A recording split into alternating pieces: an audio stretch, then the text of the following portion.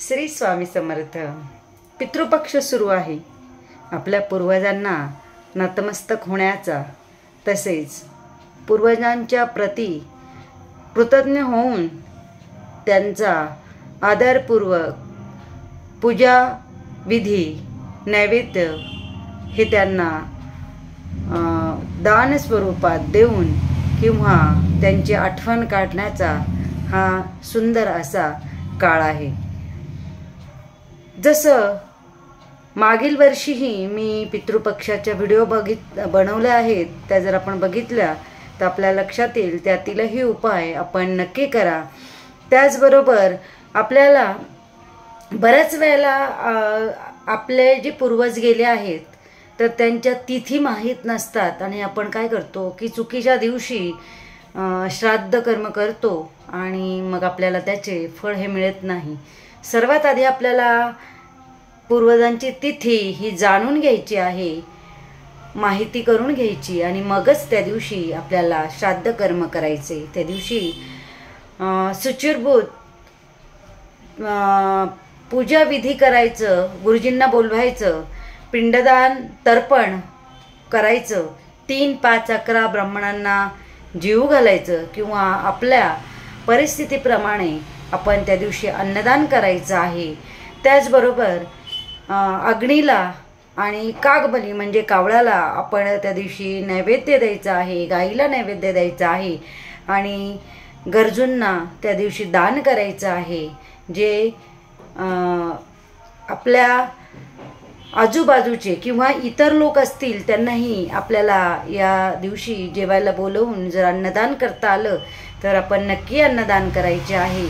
त्याचबरोबर आपल्याला सर्वात महत्त्वाचं म्हणजे या 15 दिवसामध्ये जे काही छोटे उपाय करायचे आहेत ते कुठले आहेत तर महादेवाला नित्य नियमानं रोज अभिषेक करायचा आहे। तो आपण रोज करतच असाल तर तो करताना आपण दूध, काळे तीळ, बेलपत्र आणि पाणी हे महादेवाला वाहायचं आहे आणि पूर्वजांना मोक्ष मिळू दे, पूर्वजांचे अतृप्त आत्मे हे कुठेही पुढच्या पिढीला किंवा आपल्याला त्रासदायक होणार नाही यासाठी प्रार्थना करायची आहे।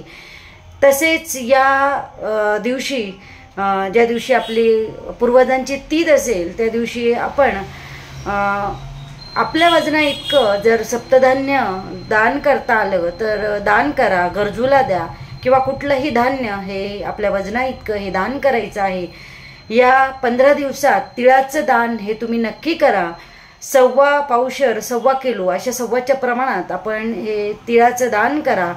तसेच बेलपत्र घ्या, सोमवारी बेलपत्र घ्यायचे, 11, 21 जेवढं शक्य आहे तेवढं बेलपत्र घ्या, त्यावर ओम लिहा आणि ते बेलपत्र आपल्याला महादेवाला अर्पण करायचे आणि तेव्हाही आपल्याला पूर्वजांच्या मोक्षासाठी प्रार्थना करायची आहे। त्याचबरोबर आपल्याला या 15 दिवसात पितृस्तोत्र हे रोज वाचायचे आहे आणि रोज तूप भात कावळ्यांना आठवणीने आपण खायला घालायचं आहे किंवा कावळ्याच्या नावाने आपण योग्य जागी ते ठेवलं तर बरं होईल। त्याचबरोबर आपल्या पिढीतील जर कोणी अपघाती अचानक गेलं असेल तर अमावास्येच्या दिवशी आपल्याला काय करायचं आहे तर दत्त मंदिरात जायचं, दत्ताच्या पायाजवळ एक नारळ वाहायचं, 3दा त्र्यंबकम म्हणायचं आणि आपल्या अचानक गेलेले जे पूर्वज आहेत त्यांच्या मोक्षप्राप्तीसाठी प्रार्थना करायची आहे आणि पितृऋणातून आम्हाला मुक्त होऊ दे अशी ही प्रार्थना आपण महादेवाला करायची आहे। त्याचबरोबर आपल्याला दूध, काळे तीळ आणि पाणी हे एकत्र करून आपण रोज या 15 दिवसात रोज पिंपळाला हे जर पाणी तुम्ही वाहिलं आणि प्रार्थना केली तर नक्कीच पितृदोषातून आपल्याला मुक्तता झाल्याशिवाय राहणार नाही। त्याचबरोबर शक्य असेल तेवढे आपण अन्नदान तसेच कन्यादानाचा संकल्प करून पुढे दिवाळीनंतर आपण एखाद्या गरीब मुलीचे कन्यादानही केले तरी आपण पितृऋणातून मुक्त होतो। त्याचबरोबर या 15 दिवसात भगवद्गीतेचा अध्याय हा नित्यनियमानं कुठलाही किंवा 15वा हा नित्यनियमानं वाचायचा आहे। या तसे तर रोजच आपण काळजी घ्यावी की आपल्या घरासमोर कोणी याचक आला म्हणजे कोणीही भिकारी किंवा काही मागायला जर कोणी आलं तर आपण आठवणीने त्याला जे शक्य आहे ते दान करायचं आहे. तो याचक आपल्या घरातून तसाच परत जाता कामा नये. त्याचबरोबर आपण कुत्रा आणि गाय या 15 दिवसात आपल्या घरात आल्यावर ते निर्मुख किंवा तसेच जाता कामा नये. ह्या छोट्या गोष्टींची काळजी घ्यायची आहे. त्याचबरोबर आपल्याला आपल्या पूर्वजांचे फोटो नीट पुसून या 15 दिवसात रोज त्यांची पूजा करायची आहे आणि त्यांची तिथी ज्या दिवशी असेल त्या तिथीच्या दिवशी त्यांची व्यवस्थित पूजा करून तर्पण श्राद्ध हे नक्की करायचं आहे. उपाय छोटे आहेत, करा आणि पितृऋणातून मुक्त व्हा.